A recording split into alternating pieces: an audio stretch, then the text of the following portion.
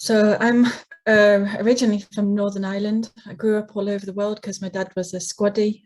Didn't have much money. The aim in my life for my family, for me in being Irish, was to get married and have 4 kids. And realistically, the idea of a job was most probably for me to be a receptionist. And that was really the crux of like how people in my family thought of what women should do. So I grew up on a council estate. Won't go into if it was Catholic or Protestant, but basically I literally, basically Christmas was a pair of boots or something like that. So I don't come from money. I don't come from basically having a good, what I would say, what's it? I didn't have a great childhood, and I didn't really have the understanding of like there could be more for me in the world, because realistically I've had to fight to have the career that I've wanted.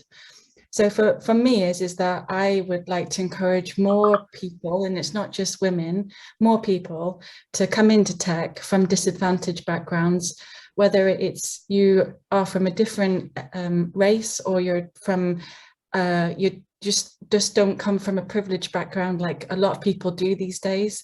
So I kind of feel like there needs to be more focus on actually bringing those people into tech, more so now, because I think there is the ability now to bring people in and train them up, and they would get huge value from it in life. Like I have had huge value. I'm actually very lucky and very privileged. And for me, that's my give back clause, because I think it's really, really important that we do give back as part of having a fabulous career. Yeah. So I'll get off my high horse now.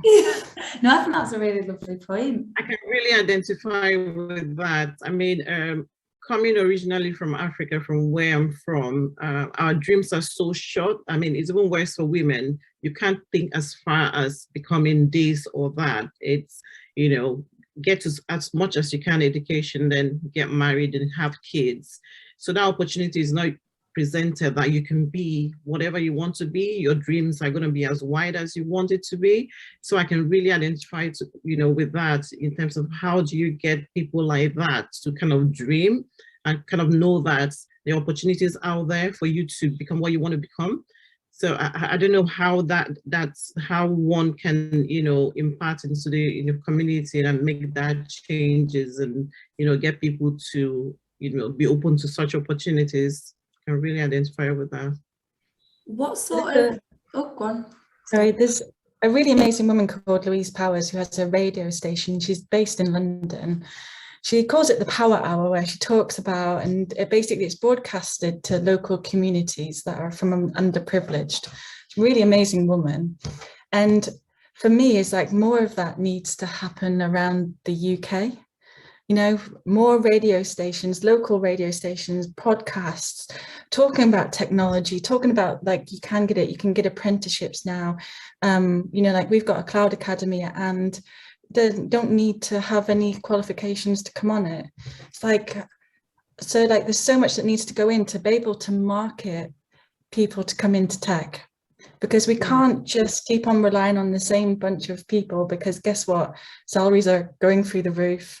Attrition is really high. The great resignation is happening, and it's doing my head in, because it's like every week, bloody hell. So the difference here is yeah, not like I'm blaming Maxwell Bond at all. No, not. But sorry guys, I'm joking. I'm joking. I'm helping the problem. I'm joking. I am joking. I'm blaming all recruitment. No, I'm joking. That basically we've got to find people from other areas. Can I say, as a beneficiary of the Cloud Academy, because that's how I got into and you have to meet people where they're at, because I came off the end of like a cloud boot camp, and there was the whole you're guaranteed an interview at the end of it type thing. And a lot of us were panicking because we were all friends in the group, all competing against each other. So independently, I went and searched and found my way into And. But I remember the lady who handled recruitment was struggling to find those connections with consultancies like and if there was just more communication with them, because I know like once I joined, like she was so excited because she had like a way through, like you have to appeal to people on their individual basis. Like sometimes I don't want to hear, of course I do want to hear about what can be good for women in tech, but sometimes I want to hear about my own personal interests and why that matters and why I should then get into tech, is how I feel about it. No, that's a really good point. I think there's definitely not enough bridges to sort of help people into that as well. I think the Cloud Academy is obviously brilliant, but maybe connecting, like you said, at the academy basis, or maybe even going into, I know some of you have done computer science talks as well, connecting right at the base rather than, I think it's harder for women to find these opportunities sometimes, which can feel a bit lost in the space. What does everybody think about sort of personal brand and marketing and the education around that? Because one of the things that I've really tried to be better at since, I guess since I came out of uni, so yeah, quite a long time now really, but is continuously having an awareness of my personal brand, but I wasn't taught that. And I don't know if that's a female thing. I don't know if it's, you know, just not taught in schools. You think of advertising and marketing, you know, in another office or whatever, but is there enough done around personal branding to try and ensure that people are, you know, going out there and finding those opportunities for themselves, or does it solely lie with employers?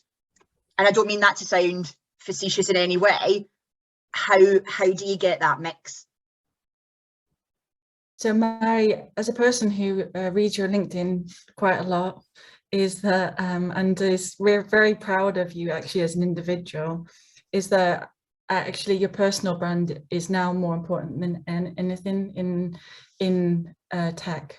So I never really learned that though. So this is kind of like a disadvantage that I was at for a very long time. I only ever really learned that about 4 years ago, that I needed to have my own brand. Mm-hmm. The problem is though, once you get out there, it's really, I struggled to stay on top of it, and actually had to take a break from it because I actually got overwhelmed by it all. I was like, oh my God, everybody's just contacting me and I don't know which one I need to go on. And actually I could do 3 meetups a week and I just can't cope with this because I've actually got a job to do. And that's not saying like I think like I'm a fabulous person, because I'm not. The difference here is that there's not enough voices out there because there's not enough people focusing on personal brand. So that's how I feel about it. I don't know how others feel about it, but I would like somebody else to manage my personal brand for me if I could. Have a little manager. Yeah, I think that's interesting. I think the journey I've been on, which is related to this, is feeling comfortable enough to step into and present everything that you are. Like anyone that knows me, Jayne might have heard this story. It definitely comes out when I definitely do different meetups and what have you done. Is, you know, I started in tech 20 years ago and I was very, very different to a lot of people. Starting a consultancy in London, I was a lot more northern. I was a lot more kind of just comprehensively educated than everyone else, and you know, amongst some of the factors. And I wouldn't say I put myself in a box or I changed who I am. There's too much personality to put in a box every day, but it's over the course of 20 years that I've really embraced every bit of who I am and how I show up in work. And there have been different milestones over my career, and it's probably too many stories for the round table just now, but there's been a sequence of events that have led me. The person you see now is 100% the person that you see outside of work. There is no difference now. I don't filter, I don't put on a mask, I don't change anything about me to kind of try and be something different in the professional space. So I think coming back to personal brand, it's about letting people that awareness and that empowerment that you are you, and that is your superpower alone, and what you bring to the party in the work capacity and in your own kind of personality, branding, authenticity, that combination makes you so unique, and that's the difference, and that's your value add. but that takes a long time. I definitely wasn't that person as a graduate, and it's about that education, you know, to let people know that what you have to say is important because it's unique to you.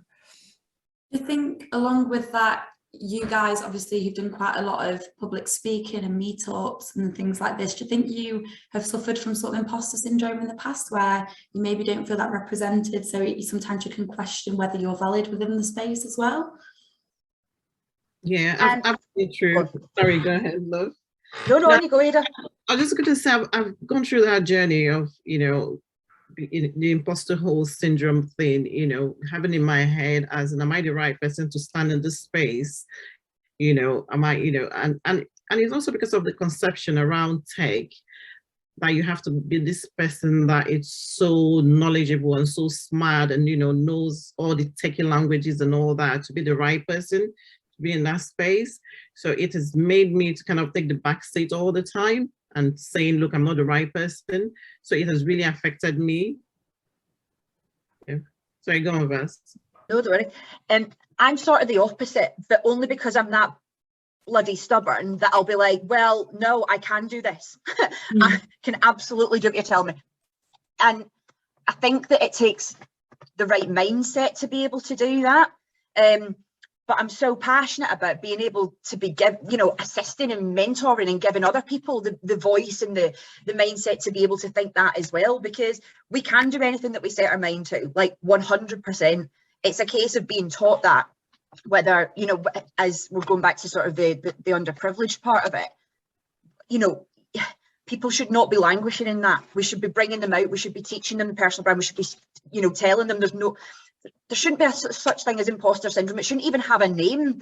We need to be teaching confidence and awareness and all the good traits that Amelia was talking about, that you only really get taught in leadership capacity in terms of authenticity. So, you know, I think bringing that back to like the leadership training, that needs to go out to much more people that are in disadvantaged situations, because I don't see them being able to have the access to that as they should. You know, there's many people, I know Andy Burnham has a programme in trying to get disadvantaged kids in Manchester tech.